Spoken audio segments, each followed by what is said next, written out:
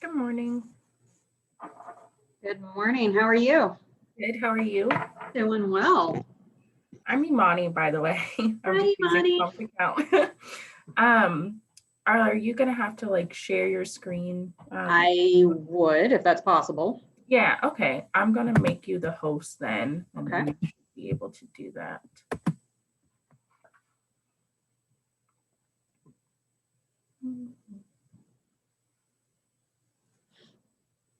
Perfect. Thank you. Ooh, Well, I'm sure that's not the screen you want to see. Come on. There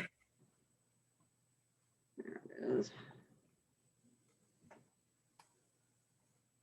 cool.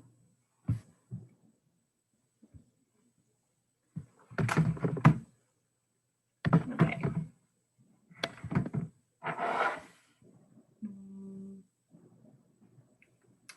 Awesome.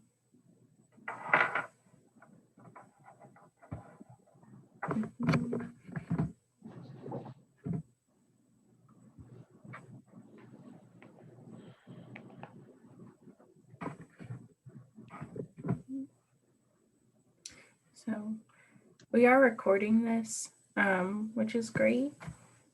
So that's good.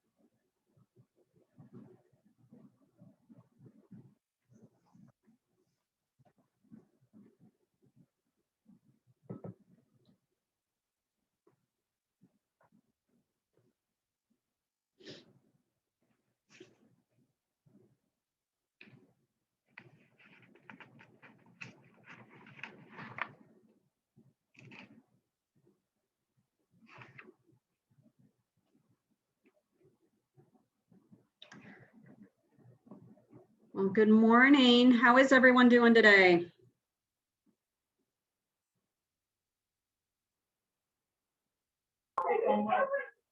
Good, thank you. Hi, it looks like we got Casey and is it Jana? Yes, that's correct. It's Jana. Hi. I would love to see faces so that I don't feel like I'm talking to myself, if you guys wouldn't mind putting your cameras on. Well, I'm currently working, so I won't be able to put my camera on. I just want to listen in, if that's okay. Okay, well, this is an interactive class, so I do ask questions and would love to hear you guys. So again, I don't feel like I'm just talking to myself. Gotcha. How long have you both been in the business? Jana, do you want to go first? Sure. Well, I've been in it for almost 2 years now. I started at ERA All-in-One Realty in Albany, Georgia, and then I transferred my license to Keller Williams last month. Oh, okay, well, welcome to KW. Thank you. Awesome. How about you, Casey? How long have you been in the business? I actually teach full time, so I am currently working my other job also, but I'm about to be on my planning. And I have had my license just over 2 years, and I not necessarily more so interested in hiring an assistant, but learning about the benefits of maybe being one. Okay. Well, I'm going to be honest, we're probably not going to cover that today because this is all about the steps an agent needs to avoid when they go through the hiring process. However, that's I would okay. love to talk. I would love to talk with you more about that and answer your questions. If you want, we can.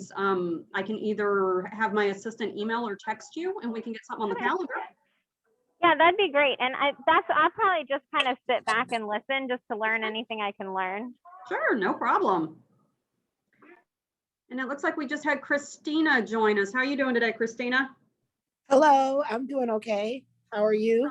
I'm doing wonderful. How long have you been in the business? I've been a realtor in June, it'll be 2 years. 2 years. Yes. Seems to be the trend today. We got a bunch of, like all of you about 2 years, which is awesome. Yeah. At that point where you're finally feeling comfortable with things and you feel like you need some help. I need an assistant. I need something. Awesome. Well, let's talk about that today. So has anybody in the class read the Millionaire Real Estate Agent book yet? I've Jana, started. you've only been with us about a month, so maybe not. Yeah, no, not yet. Not yet. Christina, have you? I have started. I You have not started. completed it. Yes. Well, I will point out some pages for y'all to go and check out because the MREA book is not a cover to cover read like you would do a normal book. That's how it's been for me. I've been jumping around. Yeah, you're going to jump around and figure out what do I need now and what do I need to implement now. So we're going to talk about the leverage sections in the book a little bit today. And pretty much it's throughout the entire book. There's different sections on it. But if on page 103, it talks about the 3 L's, which are listings, well, leads, listings, and then leverage, right? And it says that the interesting thing about the third L, leverage, is that if you focus on the first 2 L's, the leads and listings, and do a great job, you will eventually have no choice but to either make less money or jump into becoming leveraged. So are any of you kind of feeling at that point right now where it's like, okay, I can't do any more by myself? Kind of. Oh, I'm thinking no. I can do by myself, but I'm thinking I'm really cheating myself. I could be doing so much more if I was leveraged and was not wasting time doing simple tasks. Absolutely. And that's a lot about what we're going to talk about today, because you as an agent should be focused on your top 20%, right? Because 20% of your efforts bring 80% of the reward, right?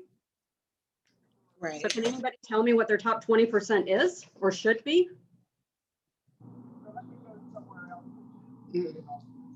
What's the number one thing you should be doing? Lead generating.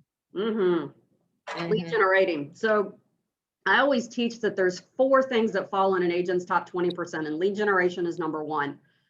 Number 2 is going to be going on appointments. So buyer and seller appointments, whether it's showing property, listing appointments, buyer consults, those types of appointments.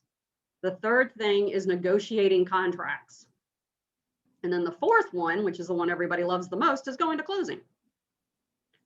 So if there's anything that you're doing that falls outside of those 4 things, it really can be leveraged to somebody else. Right? So what we're going to talk about today are those steps to avoid when you're going through that hiring process.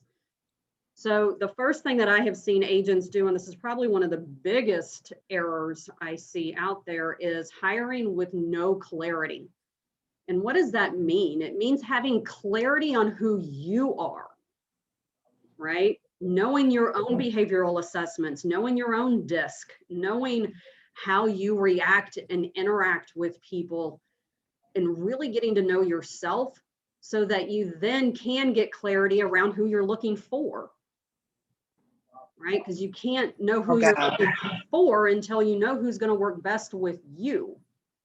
Oh, that was so helpful because that's been my fear. Well, of and a hiring great the wrong example, person. yeah, a great example of this is I just hired my director of operations in September of last year. And before her, I had a bad hire. I want to say a wrong hire, maybe not a bad hire, but a wrong hire. And what I realized was that I didn't take the time to sit down and dissect myself enough to know who this person was going to be that could work really well with me. Because I don't need somebody just like me. I need somebody that's going to fill in the gaps where my weaknesses are. Wow. Yes. Right? So for a great example, I know I can be really high intensity. I needed somebody that was on the other end of that spectrum that's going to be the calm to my storm. I didn't need somebody else that was going to have high intensity too, because you get us both going and we're going to both be hurricanes and nothing's going to get accomplished. But I also didn't need somebody that was really sensitive and meek, because I'm very direct and can come across as hurting somebody's feelings sometimes, depending on Right. what I'm doing and how quickly I'm moving. Right. And that was the problem I had with my first hire, was that I was hurting her feelings because I was too direct with her. Oh my God. Speak, girl. This is what I need to hear. Yes. So really getting, I mean, crystal clear. And you're with Keller Williams. There's some amazing assessments out there. Like I mentioned, there's the DISC assessment, which is, it's good to know, but it doesn't dive deep. There is the KPA with Keller Williams is a phenomenal assessment to really get to know who you are and who this person is going to be to help fill in those gaps. So if you haven't done a KPA yet, get with your office and ask them to do one. And you don't want to just do the personal, you want to do the job fit. It's going to take you about an hour to complete, but it's worth it. Okay. So also getting clarity around what are they going to do for you? I see agents all the time hiring somebody without a job description. All they know is they just need stuff done. Okay, well, if you don't know what they're going to do, how is that person going to know what to do for you?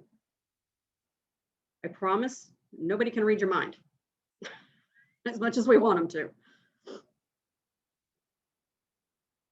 So any questions around getting clarity? All right, take silence as everybody's okay. So we're going to move on to the second error that I see agents make a lot of times, is hiring out of pain and desperation. Agents wait until it's too late. They look up and they're slammed and they're swamped, and they don't have time to go through the process, right? Because you're just too busy. You end up hiring too quickly because you just need help, and you just need help right now. So this person is breathing and they showed up, so great, let's go. Usually one interview and the decision is made. Well, one interview is not enough to really get to know somebody. And what I've noticed too, a lot of times is agents are people. They like everybody, right? So they end up thinking, well, I like this person, so must be right. And they don't do the behavior assessments, which I just spoke about. I've seen agents hire where I'll ask, did you do a DISC assessment? No, I didn't do that. Okay, did you do a KPA or any other behavioral assessments? No, I didn't do that. So how did you really get to know this person outside of that one interview that you've had with them, which was probably maybe an hour? All right. So they rush the process. They just, again, you hire because you're in pain and you need somebody to just pick up the slack. Also, hiring out of pain, you're at greater chance of settling on someone who can fill the gaps, but doesn't have the capacity to grow with you. So filling the gaps may be good for right now, but what does it look like in the future as your business grows? Can they grow with you?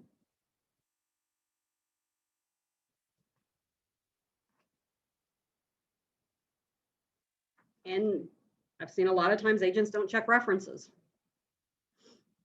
Now, I know references sometimes can be a challenge. We have that in our business where we definitely get, you know, people that don't want to talk.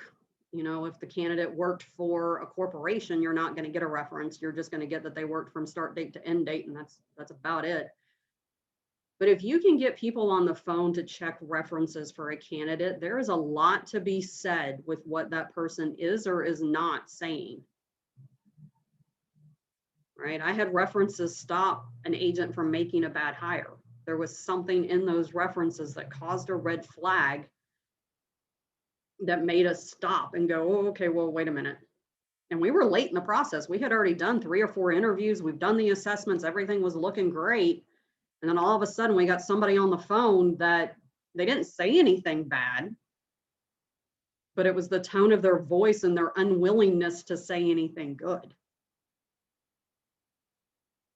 So you need to take the time to check those references to see if anything comes out of that. You guys have any questions so far? Comments?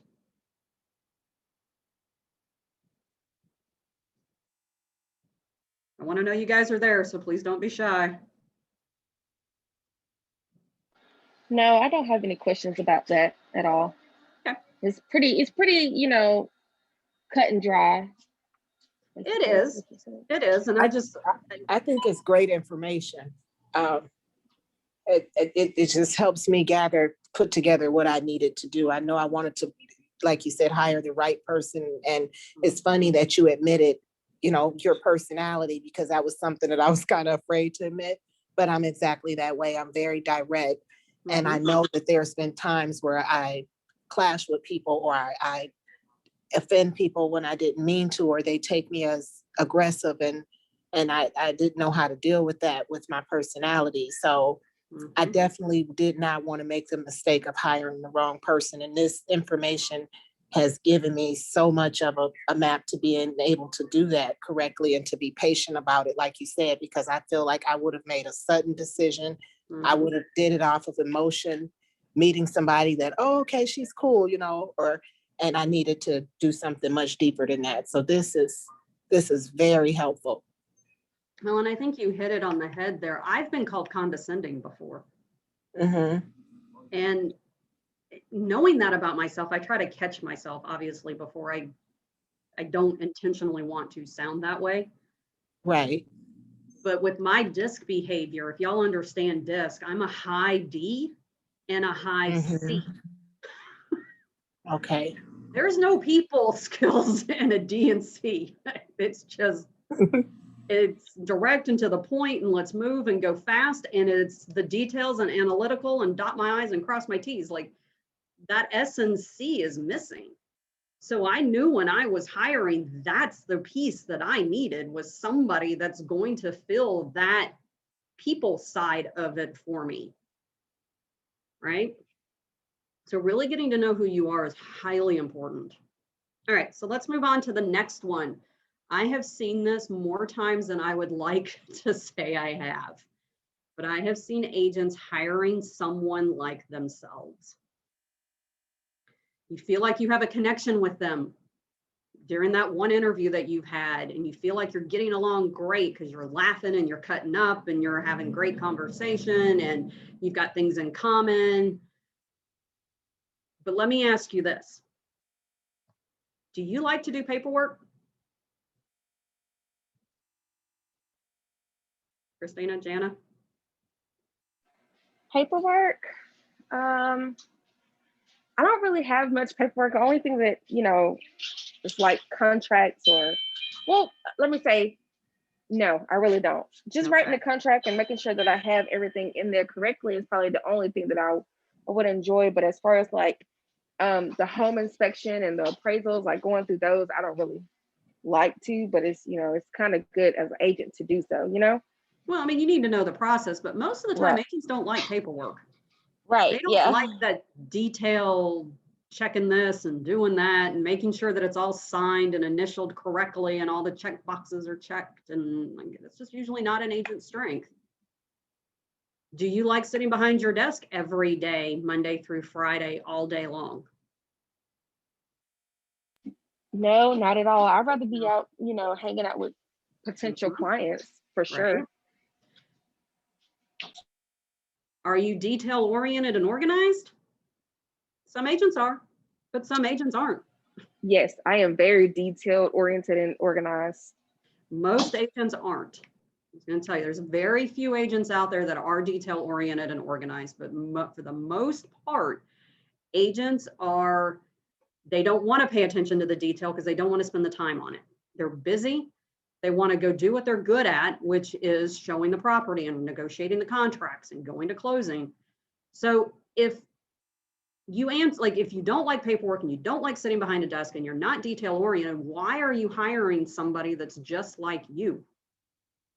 More than likely, that person's not going to like paperwork. They're not going to like sitting behind the desk, and they're not going to be detail oriented.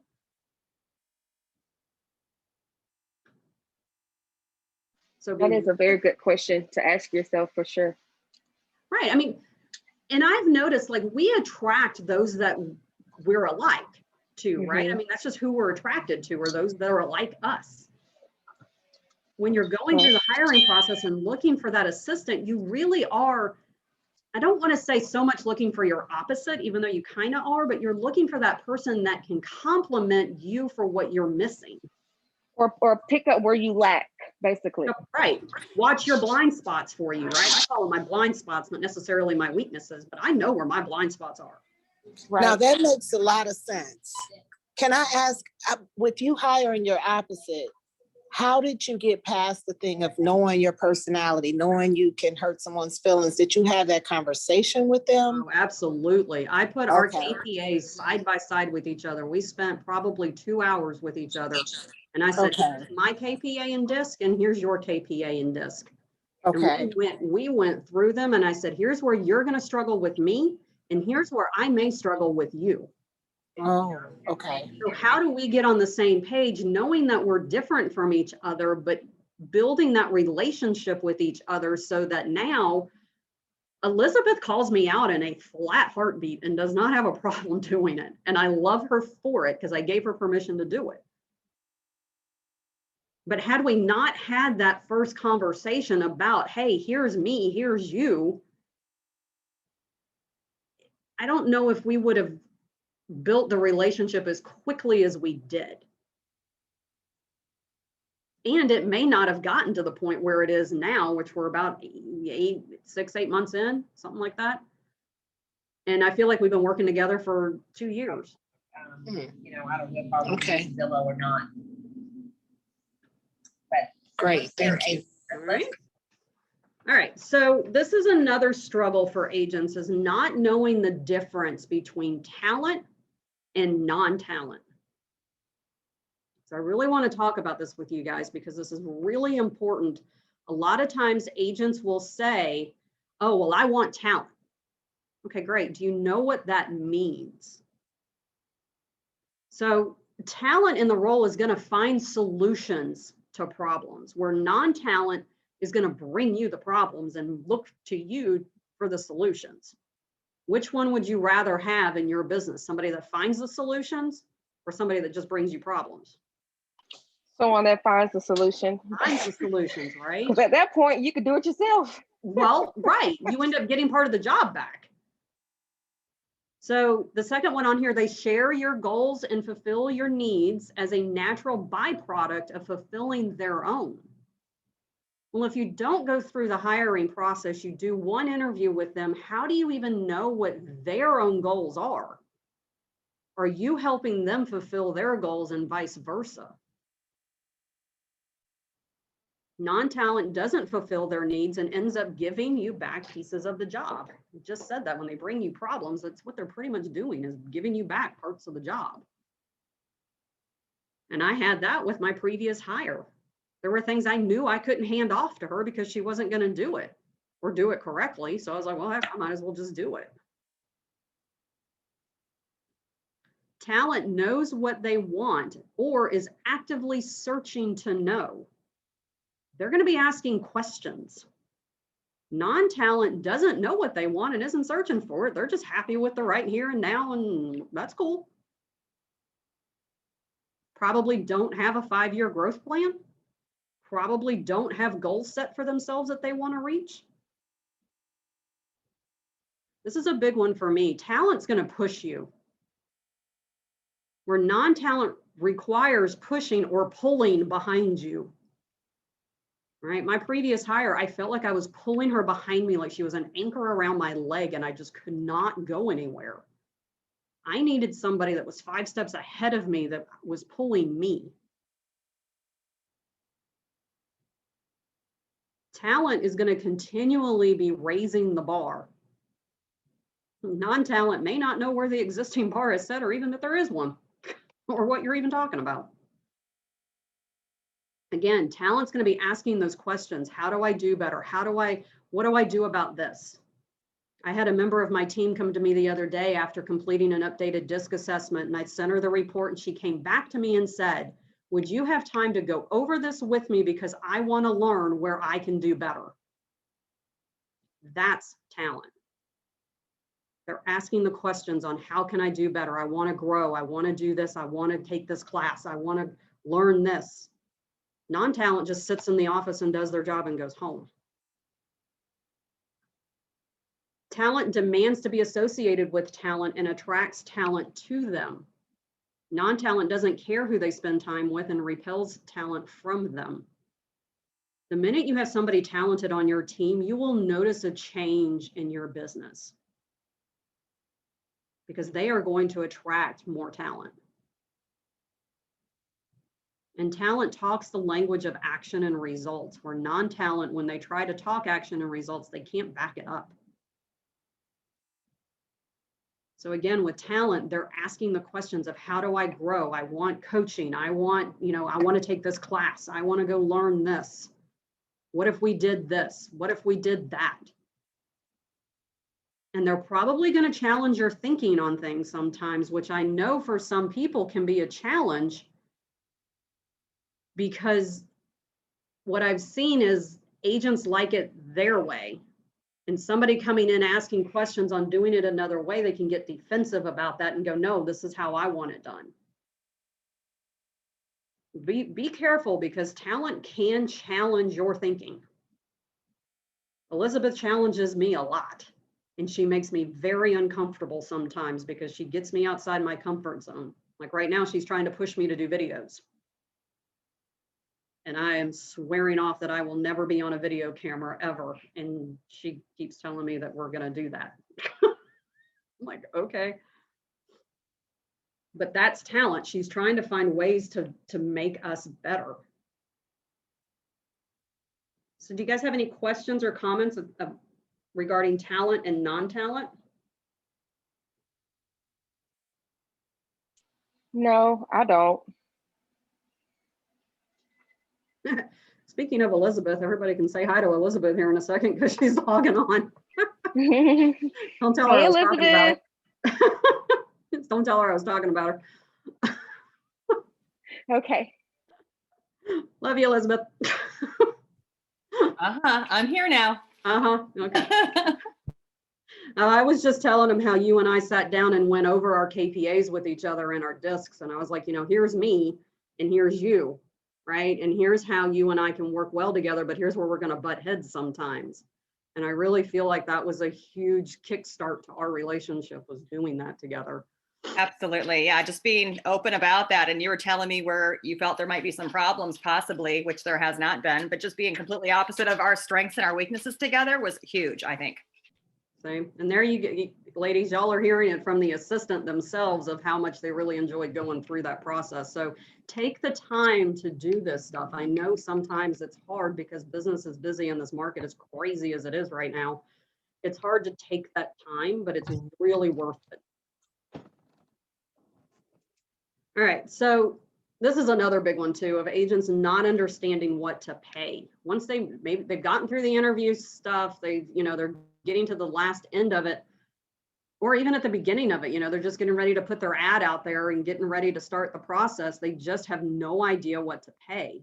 So let's talk about that for a second, because that's a question I get asked all the time. So there's 3 levels of talent. So you've got potential talent, emerging talent, and proven talent. So what are the differences between these? So potential talent, this is somebody that doesn't really have the transferable skills yet. They haven't done anything close to the job. They may not have been an assistant before. So they're unproven, right? These will be your less expensive hire, but they're going to be the higher risk because you don't know if they can do it yet or not. And in this category, you're probably going to be paying 35 to 40 a year full time. And 35 is really on the low side of that, but we could probably find somebody for that. Typically, it's right at the 40,000 a year for potential talent. That's somebody who has no real estate experience and probably very little administrative assistant experience, if any at all. Then we've got emerging talent. So this is somebody that has a similar track record. They've been an assistant in the past. They have the track record to show that they can do the admin work. They just haven't done it in real estate. So they don't know the contracts yet. They don't know the industry yet, but they have those transferable skills to bring in with them. You're probably going to be paying this person anywhere from 40,000 to 50,000 a year, depending on how many years of that admin experience they have behind them. And then we've got the proven talent. Now, proven talent definitely is less risky because they've done the job. They have real estate experience, but they are the most expensive. And you will be paying probably anywhere from, I'd say really low end, 50,000 a year on up, probably starting at, I would really say probably starting at 55 a year and up, potentially with some pretty strong bonus structures in there as well. However, proven talent should be paying for themselves in their first 30 days. So again, they're less risky because they know the industry, they've done it before. Right, and of course, the amount that you're going to be paying depends on their experience, right? You ever heard the term, you get what you pay for? Sure you ladies have. Oh yeah. Get what you pay for. If you're going to pay 30,000 a year, you're going to get 30,000 a year worth of work. Right? So as you go up this scale, you spend less time with them, but you will spend more money. So it really just depends on where do you want to start. I've seen some amazing potential talent come in and just kill it. Now, they are more risky, again, because I've never done it before, but I've seen finding some really awesome potential talent. Emerging talent really is where it's the sweet spot. They have those transferable skills. We can teach real estate. That's easy. We can't teach work ethic. We can't teach taking initiative. You really can't teach being organized. You can help with that, but you really kind of come to the table with it or not. You can't teach intelligence. But if they have a similar track record, that's really where you want to be. And that's where we help our clients usually, is in that emerging talent range. So if you want someone to come in, most agents want someone to come in and help them run their business and manage themselves, like manage me. I hear agents all the time, I want somebody that's going to manage me, but they're not willing to pay for it. And I see somebody has a question. Please feel free to jump in.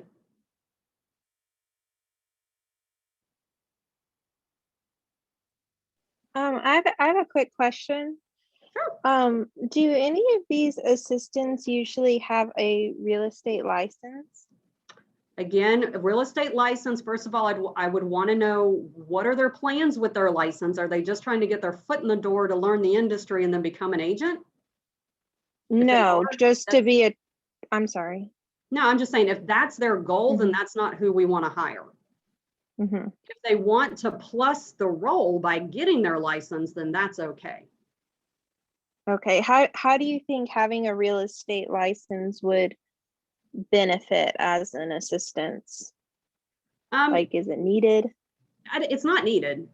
There is a little more you can do for the agent if the assistant has their license, but there's a lot that can be done without it. When I Okay. was an assistant a few years ago, I didn't have my license at the time. I managed their phone, their emails, I did all the contract to close. I did the listing entry and management. I did marketing. You name it, I was doing it. The only thing I couldn't do was go show a house, Mhm. host an open house, explain the contracts, negotiate. Things that they didn't really want me doing anyway. Okay. So does that help? Yeah, that helps. Thank you. Perfect. Anybody else have any questions right now?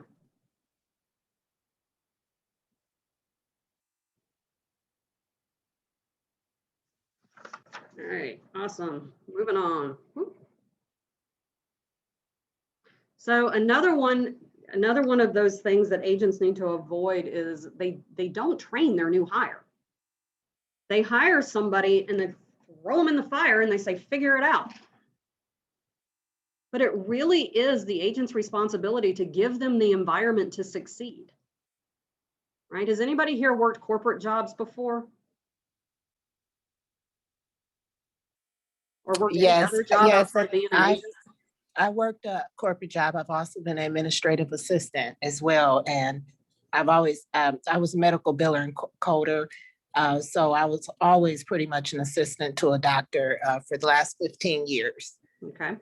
Were you trained when you were first put into the role? No, not at all. Bad example. Well, Bad example. I don't know what you mean trained. I took my classes to be, a medical biller and coder. And then, I got my first job, but I can tell you I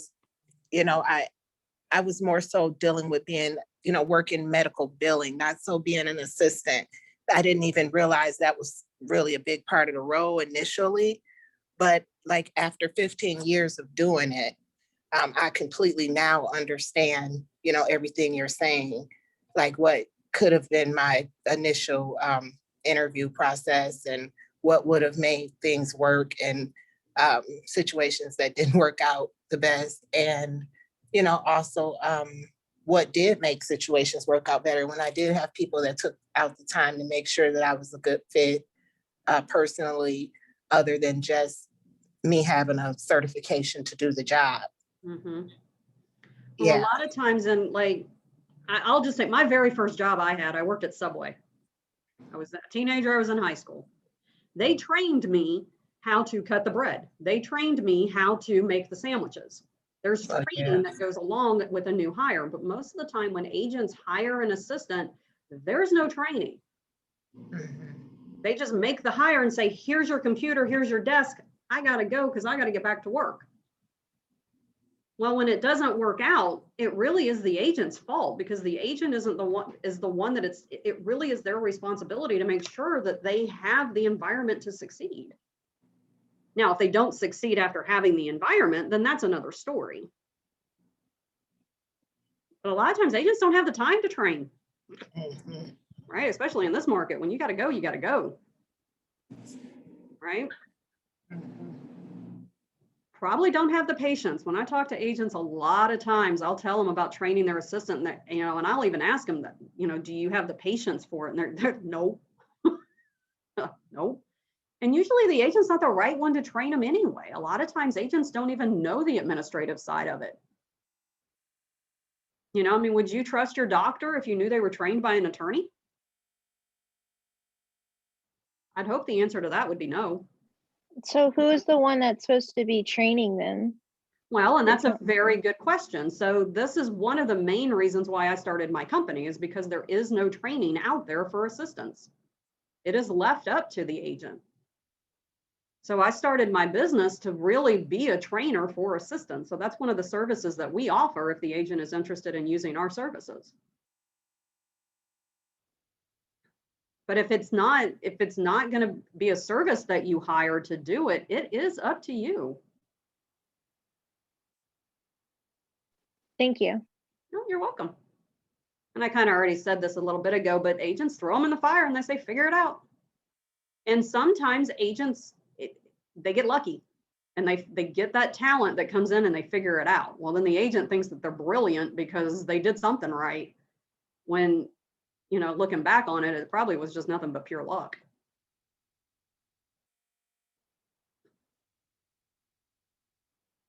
All right. And the last one we're going to talk about is agents don't inspect what they expect. Is anybody here in any type of coaching, whether it's a productivity coach in your office, or you have a business coach, or you have a personal trainer? Yes. I have a personal financial advisor. I have a coach, Okay. a mentor. Okay. And they inspect what they inspect, right? They hold you accountable, right? Mm-hmm. With agents, when they hire somebody, they don't inspect what they expect. So they get frustrated that they're not getting what they want. Well, there's no accountability. They're not checking in with the assistant to see how things are going. What were their wins? What are their challenges? They're not doing 30, 60, 90-day reviews. You know, if anybody's ever worked in the corporate world, you've probably gone through at least a 90-day review. Well, a lot of times when agents hire an assistant, again, they just throw them in and say, go. They don't check it back in on them. They don't do any reviews with them. They don't say, here's what's right and here's what could be better.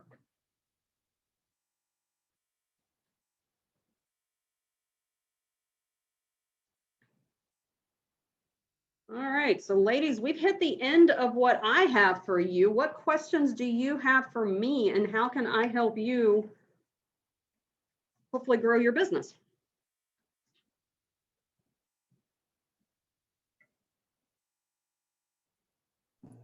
Is there a particular financial place I should be in before I decide? I mean, is there a certain amount of money? I don't know when it's a comfortable time to go ahead and hire someone. That's a great question. You know, what can I comfortably pay them to an hour, you know, Right. like you said, when you started mentioning the levels of, you know, I want to hire someone, but I don't want to insult anyone with the pay. And I don't mind training someone. I'm very open to training someone. Well, what I'll tell you first off the bat, you're not going to write a check on day one for $45,000. So just know that.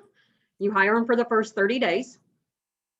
You do a 30-day review. And if they earned the next 30 days, then you keep them and let them work the next 30 days. And then at the end of 60 days, you do a review. And if they've earned it, then you go to 90. And then you do a review. And then you know they've earned the role.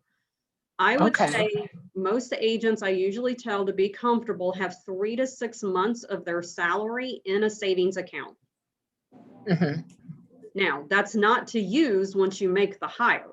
That's just the cushion so that if you need it, you have it. It's not a just use it because it's there, right? Keep it in savings for those slower months that maybe you don't have a closing. You can still pay their salary. Okay. Start making your payment on salary now to a savings account. And what with a comfortable, what do you think? Well, if you're at $40,000 a year, that's roughly $3,300 a month gross. Plus you need to budget about 30% of their salary for employer taxes. So you can add about another $1,000 on top of that. So about $4,300 to $4,500 a month should be a really comfortable start. That'll put you right at the $40,000 a year hire. Okay. Okay. And usually when you're hiring these folks as W-2 employees because you want to be able to say you're going to work Monday through Friday from 9 to 5. I was gonna ask, would you hire them full-time, or being that you're just starting this as well, would you start off hiring someone part-time? You can start part-time if you want. We've helped our clients hire part-time or full-time, really doesn't matter. You just need to know that goes back to getting clarity on who it is that you're looking for. And if you're looking for somebody part-time, it may take a little longer to get through the Okay. process because usually most people that are part-time for a reason, Okay, right? There's some reason why they're only looking for part-time work. okay, well, And you probably would want this person to grow into full-time as the business grows. So can their reason for working only part-time change down the road? oh, wow, that's smart. Okay, yes, Because if you hire somebody that can only work part-time, and then 6 months later, you decide, okay, well, I now need you full-time, and they can't go full-time because you of the gotta reason why train they're someone part-time, again. you're going back through the hiring process. Oh, wow, okay, you're right. So usually that part-time grow into full-time person is a lot more difficult to find. Okay, We've done it. I mean, I'm not saying it can't be done. It just would probably take longer. okay. I have a quick question. Sure. Do the assistants that you work with, do they usually just work for one realtor or multiple? They're usually all working for one agent or a small team. I mean, if there's more agents on the team. Oh, okay. We don't source out virtual assistants like you would, like there's some companies in the Philippines where you can source out and they're working for multiple agents. That's a virtual assistant. The assistants that we place, even though they may work virtually for the agent, they're working for that agent. They are employed by that agent. Okay, so you just have like assistants just waiting to be placed with an We have agent? some. We do have some. We have a bench right now of, candidates that we've interviewed. We just don't have a place to put them yet. Because we're always interviewing. So, that is one of the services that we offer is we help agents through the hiring process. So if I get a great candidate in front of me, I try to figure out where's the best place for them, trying to put the right people with the right people. And if I don't have it, I'm sorry, Christina? I said, that's nice. I didn't realize that you were actually staffing them. I thought you were just instructing us how to go about hiring them, but I didn't know that you actually I'm provide teaching you them. how to hire if you want to do the hiring. If not, we can help you through that hiring process as well. So. Oh, that's nice. Okay, sorry. No, you're fine. You're fine. So yeah, I mean, we do have a bench of candidates right now that, we just don't have the right fit for them yet. So, as I'm talking with agents and, going out and meeting people and networking, I'm trying to find that, right spot for them. Gotcha. Okay, thank you. You're welcome. Any other questions? Are any of the assistants actually realtors? Occasionally one will have their license, or again, when they come through my screening process, I'm trying to dig into what are their goals with their license? Why did they get licensed, or why are they getting their license? And I'm really careful on really listening to their answers and what their goals are, because I've had many candidates tell me, well, I just want to get my foot in the door and learn, but I really want to be an agent. I don't want to put that person with an agent to be an assistant, because they're already 1 foot out the door, just trying to learn what they can from that agent, and then they're going to go be their competition. Right. And see, for me, I kind of want that person, but I am also afraid of what you just said, them eventually ending up being my competition. So I want to grow a team is my goal. And I have already invested in starting growing, setting everything up to be on a team, to start my own team. I was on another team. I was on a team, and I kind of, learn things, and people learn from what they see. And yeah. And so I set my own platforms and websites and everything up professionally to where right now I have enough room to have 4 people on my platform and it's already paid for and their leads are there and everything. And I don't have anyone there right now. But I know if I have the right person, and that's the thing, I could just grab people and put them there, but then yeah, a month later, 2 months later, they know my system and they're my competition. And, you know, I don't want to be in that situation. And so I'm trying to figure out how to hire people into my team, and maybe do I have to have something in place to where they cannot use my systems and this and that, you know, for a certain amount of time if they were to leave, you know. And I would like to hire someone that has kind of a assistant mind to where they want to learn, you know, they want to learn some things, they're new, and I can help them get, you know, the things that took me a year and a half, 2 years to learn in real estate, I can teach them in a week. And they can be making a lot of money. And I have these leads there. I mean, I have leads that I don't have time right now because I'm just working on 2 closings that got me exhausted. And I have people that I've gotten over the weekend, over 30, 40 leads that I have not called yet. Then Monday morning, I'm on my meetings and I'm on this was important to me. I'm still not calling these leads, you know, and I'm sure there's somebody, but I want to be able to hire someone that I don't have to worry about, like you said, being my competition. Right.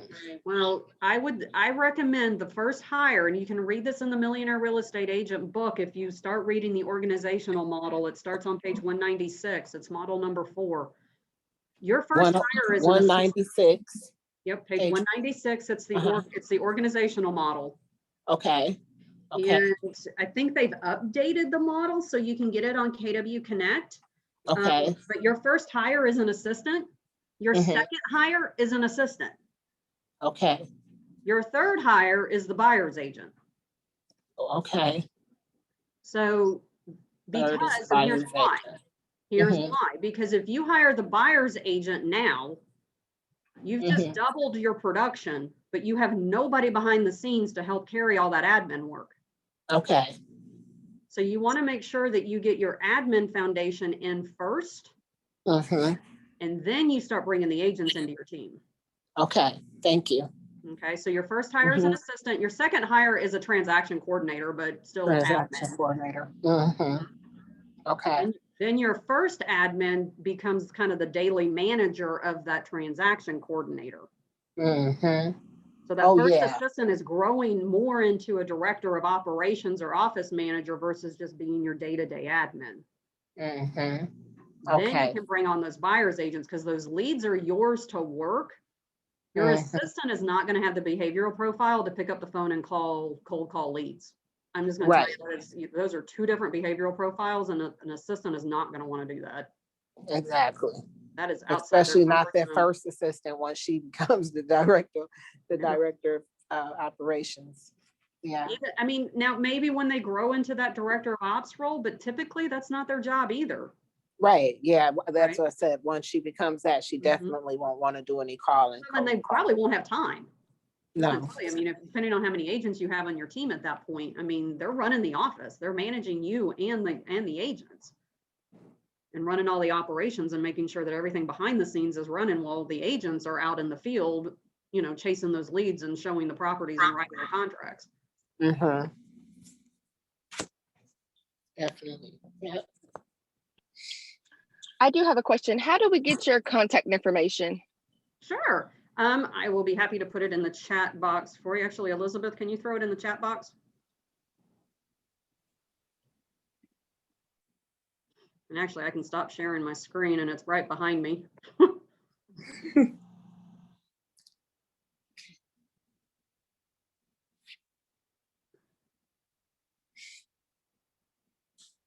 see. I don't know if Elizabeth is listening, so let's see. Let me. Yes, I'm here. I'm putting it in there. right now. Yes, You got it? Okay, Yeah. cool. I wasn't sure if she was on the Sorry, phone. no, I was just finishing up a phone call, but I heard you, so. She was on the phone. Multitasking, love it. Yes. So does anybody else have any other questions that I can help answer for you while Elizabeth is getting that contact info in the chat window for you? Isn't this a part of like a 3-class series? So the next class we're going to teach is going to be, I've hired somebody now, what do I do with them? Kind of teaching the agent how to work with their assistant. Mm-hmm. And then the third one is actually for the assistant. What day and time is the second one? Elizabeth, I don't know if we have it for East Cobb yet, do we? I don't know my Yeah, calendar. let me take a look. Some of them didn't have the calendars out yet. Let me take a look. Okay. This is the great part about having an assistant, you guys. I don't know my calendar. I look at it in the morning. Okay, here's where I'm going today. Oh, that's nice. Elizabeth does all my scheduling. Okay, so class 2 is April 12th at 11 a.m. April 12th. And class 3 for the admins is May 5th at 11 a.m. April 12th. And that third class is going to be geared towards the assistants and how we can help them in their roles. And are these assistants that work for you or Keller Williams agents? For the agents in the office, if they want to, any assistants in the office that want to attend, I'm probably going to keep it more open mastermind so that they can bring their challenges and struggles and we can mastermind around how we can work better around those. There may be an assistant that has already kind of, gotten through that certain struggle, and they can bring in their experience as well. So. Okay.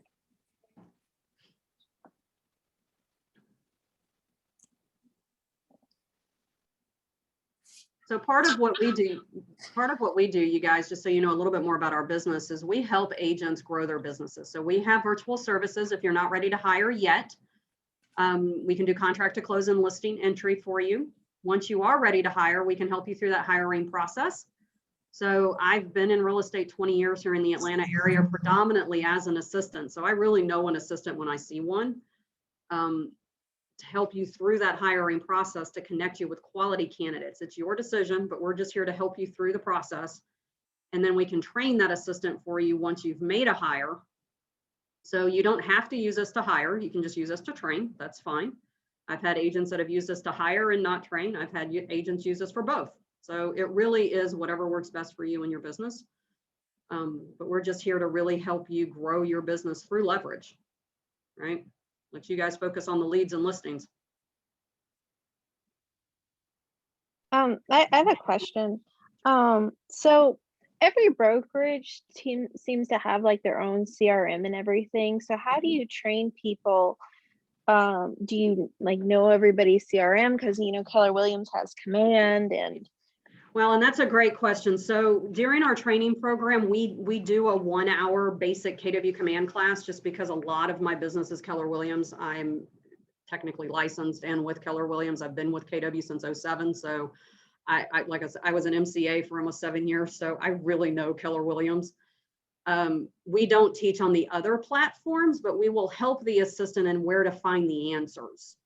So our training program doesn't dive that specifically into it. We really cover the role itself, not the specific systems. Okay. But for Keller Williams, we can help with KW because we're all KW. So. Okay. Thank you. You're welcome. All right. Looks like Elizabeth has put both my information and hers in the chat box along with our website. You can go check us out there if you want. And I hope you guys got a lot of great information out of this, at least to help you start thinking about it. Don't wait until it's too late to hire, right? Allow yourself at least 90 days to go through the hiring process. Sometimes it does take longer, so it's okay to get started early. Don't wait until you're slammed busy and you just can't see straight, because that's not, you won't have the time to do the interviews. Even if we are helping you through the process, you still have to have time to do your own interviews.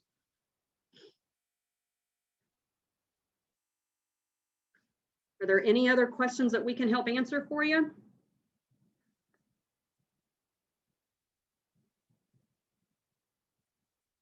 All the things. No, thank you. No, you are so welcome. I appreciate everyone attending today. I hope you got some valuable information. We are here. If you have any other questions, please don't hesitate to reach out to us. You can call, text, email either one of us anytime. And I look forward to seeing you guys. I think she said April 12th. Thank you. I look forward to seeing you guys there for the next class. Thank you. I appreciate it. Absolutely. Y'all have a wonderful day. You as well.